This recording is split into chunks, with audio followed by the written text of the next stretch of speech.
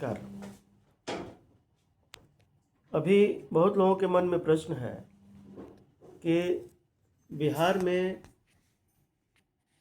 जमींदारी उन्मूलन कब हुआ और उसका क्या प्रभाव हुआ।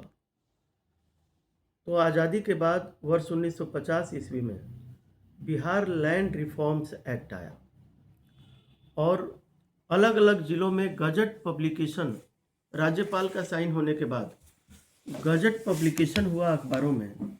उस दिन से उस जिले में यह एक्ट लागू हुआ।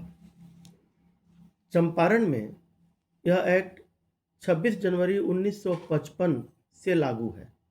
जिस दिन एक्ट लागू हुआ उस दिन से जो भूतपूर्व मालिक बेतिया राज या अन्य राज थे या जो इंटरमीडियरी थे, जो बेतिया राज और रैयत के बीच में, जिनको टेन्योर होल्डर या जमींदार एक गांव की भाषा में कहा जाता है, उन लोगों को दो अधिकार प्राप्त था पहले से। एक तो ये कि उन लोगों को लगान वसूल करने का रैयत से अधिकार था, रैयत से लगान वसूल वो लोग करते थे। दूसरा, जो भी गैर मजरूआ ज़मीन थी, गैर मजरूआ का अर्थ जान लेना जरूरी है, वह ज़मीन जो परती हो, जो ताबाद में नहीं हो, कल्टिवेबल लैंड नहीं है, उसको गैर मजरूआ कहा गया। लोग समझते हैं कि गैर मजरूआ यानी सरकारी ज़मीन, ऐसी बात नहीं है। गैर मजरूआ का अर्थ होता है जिसका जो ताबाद नहीं हो रहा हो, जो परती पड़ी हो। तो ऐसी ज़मीन के लिए व्यवस्था थी कि जो भूतपूर्व ज़मींदार था या मालिक था, वह टीनेंट को एस्टेब्लिश करता था उन ज़मीनों पर, ताकि टीनेंट यानी रैयत एस्टेब्लिश करता था, वह लिख कर दे देता था, चिट्ठी बना देता था या रजिस्टर्ड पट्टा कर देता था, ताकि उसका जोत आबाद लोग करने लगे। ज़मीन जो है जोत में आ जाए, ताकि उससे उपज पैदा हो, क्योंकि बहुत कम उपज होती थी, परती ज़मीन पड़ी हुई थी।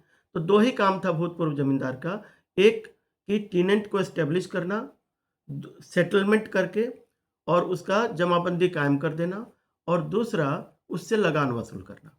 यह राइट उनका चंपारण क्षेत्र में 26 जनवरी 1955 को बिहार लैंड रिफॉर्म्स एक्ट लागू होते ही समाप्त हो गया। यह अधिकार चला गया बिहार सरकार को।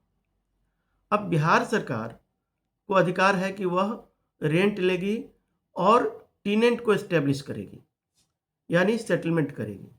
तो अंचल के माध्यम से सेटलमेंट होने लगा इस तरह की ज़मीनों का, और जमाबंदी कायम होने लगा। और जो पहले से कायम जमाबंदी था वह रेगुलराइज हो गया, वह फिर बिहार सरकार में उसकी जमाबंदी कायम हो गई। लेकिन इस बीच में बहुत सारा गफलत हुआ। गफलत ये हुआ कि जिन लोगों को रिटर्न देना था, रिटर्न यानी जो भूतपूर्व जमींदार थे, उनको अपना रिकॉर्ड स्थानांतरित करना था बिहार सरकार को कि फलाना फलाना ज़मीन को हमने सेटल कर दिया है, उसका लगान कायम कर दिया है, उसका जमाबंदी है, ये रैयत हो गए। बहुत सारे लोग उसमें रिटर्न आया, कुछ जगह नहीं आया, जिसकी वजह से जिनके नाम से बंदोबस्ती हुई थी उनको परेशानी होने लगी। और अब बिहार सरकार ने कहा कि जिसको सही ढंग से बंदोबस्त नहीं है, वैलिड नहीं है, उसका ख़त्म किया जाएगा, उसको ये रैयती राइट नहीं दी जाएगी। अब ये रैयती राइट कैसे प्राप्त है, इसमें माननीय उच्च न्यायालय पटना और उच्चतम न्यायालय का भी निर्णय इसमें है कि कोई भी ज़मीन वैलिड सेटलमेंट माना जाएगा यदि रजिस्टर्ड पट्टा से सेटल्ड हो और जमाबंदी कायम हो। अन्यथा अधिकतर केसेज में रजिस्टर्ड नहीं है तो 100 रुपये से कम मूल्य का ज़मीन मौखिक सेटलमेंट या चिट्ठी लिखकर सेटलमेंट अनरजिस्टर्ड डीड से थ्रू डिलीवरी ऑफ पोजीशन यानी दखल कब्जा देकर 100 रुपये से कम ज़मीन का मौखिक सेटलमेंट भी ऑनरेबल हाई कोर्ट ने कहा कि मान्य है। अगर उसका जमाबंदी कायम है और वह जोताबाद में है तो वह मान्य है, वह रैयत माना जाएगा। इसलिए ऐसी ज़मीन जो रैयत को प्राप्त हो चुकी है, जिसका जमाबंदी उसके नाम से चल रहा है, वह उसको मालिकाना हक हो गया है, रैयती हक हासिल हो चुका है। इसमें कहीं कोई दिक्कत नहीं है, वह ज़मीन सरकार नहीं लेगी। धन्यवाद।